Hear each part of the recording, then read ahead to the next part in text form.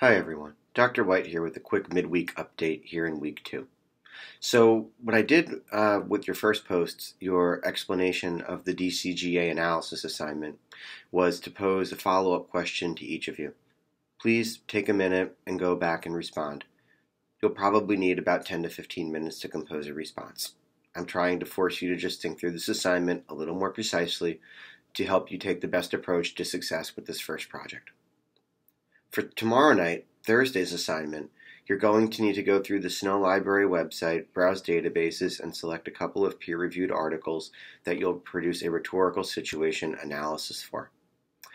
I'll upload a flyer about rhetorical situation, but here are the 3 main elements. When we talk about rhetorical situation, what we're talking about is fundamentally a problem or a need that needs to be met between 2 people. It is social. Every rhetorical situation has 3 elements. 1, an exegesis, a need or problem to be solved. There's an audience. By communicating with that audience, the rhetor, the communicator, the speaker, that's the same person, can resolve this problem or meet this need.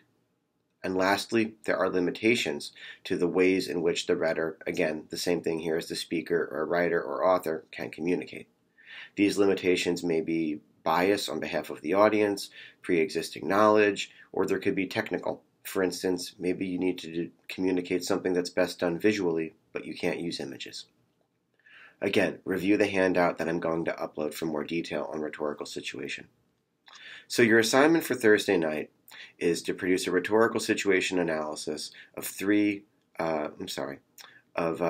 peer-reviewed sources that you might use for your DCGA assignment. So, here's what I'd like you to think about.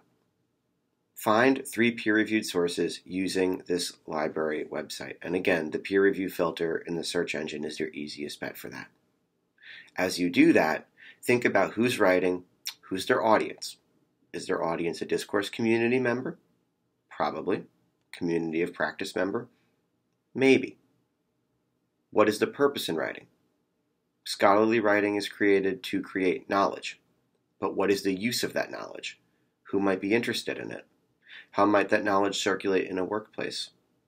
How will this knowledge impact processes and lead future discourse community members to pursue new knowledge? What questions does it address, overlook, and might it lead to? What developments is it building off of? These are things to consider when you're trying to situate this scholarly source.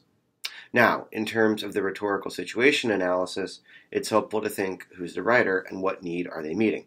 In other words, who is the rhetor, the communicator, the writer, the speaker? That will be the author of the article. Who's their audience?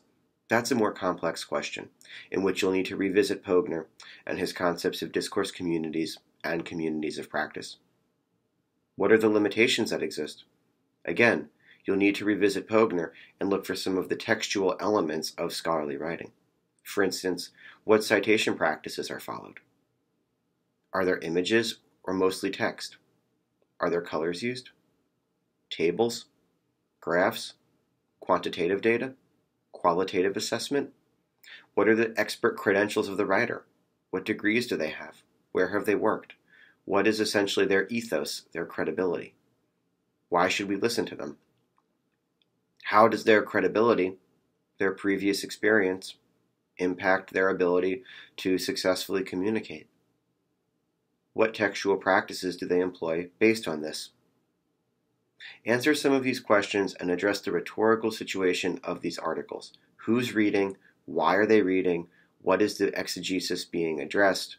How will this impact the discourse community and/or community of practice? Be sure to answer this question by referring to textual elements within the article. We need to see the evidence that you are referring to in order to answer the question. Don't overlook any textual features, no matter how obvious or insignificant they might seem. In fact, the more obvious and insignificant, the more common they are, the more important they probably are to resolving the exegesis at hand. The 3 articles here will serve as your preliminary bibliography for peer-reviewed sources that you might use for projects later on in this course. Again, read the full outline in the schedule for due Thursday. I think this is pretty thorough. If you have any questions about this, please email me. And if email is not your more preferred medium, then go ahead and reach out and we can schedule a time to Google Hangout or Skype or even FaceTime. Your next assignment will be due Friday, and that will be a reflective journal that I'll go into more detail about at a future date. But again, read the precise instructions. I think they're pretty clear. Good luck with this, and I look forward to your follow-ups to the DCGA assignment explanation.